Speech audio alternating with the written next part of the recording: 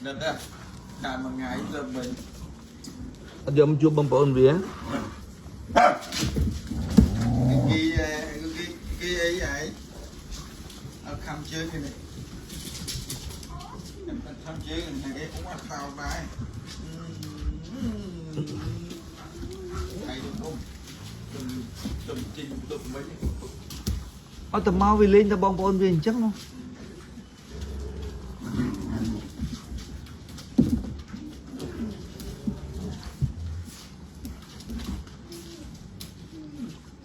Viêm ly mùi kỳ thầm mình.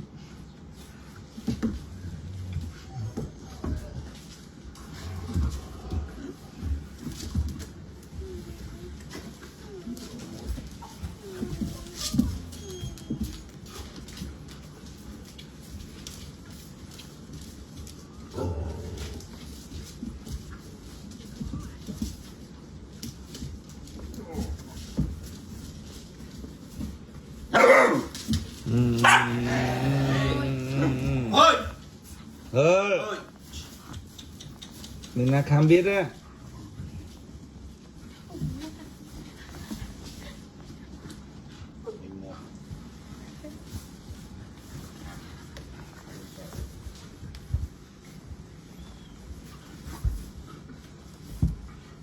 Thầm một phút nữa một cái mua đấy bán đậm muối cặp bồn mất tầm một hàng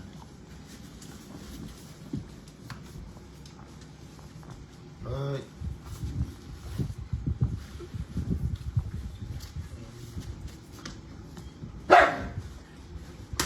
Tao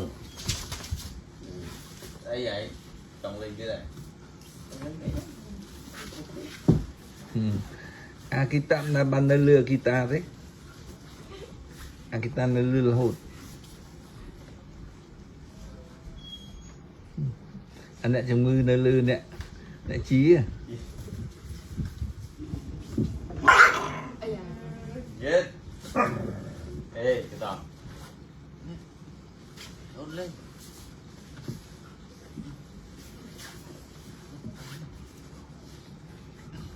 Ang kita ang bilhin ta bông viên máu lên.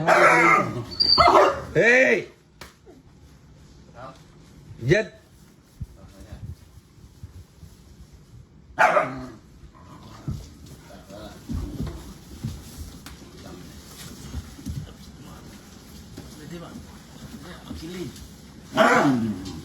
Nên lại trong ngư thì bàn trôn đông đông lên trong ngay. Yes. Chưa luôn cái pháo chứ. Yes. Yes.